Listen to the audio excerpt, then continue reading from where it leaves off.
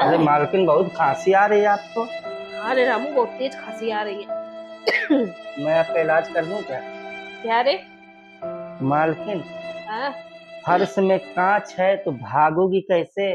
मुंह में लंड दे दूंगा तो खांसोगी कैसे? हम जादे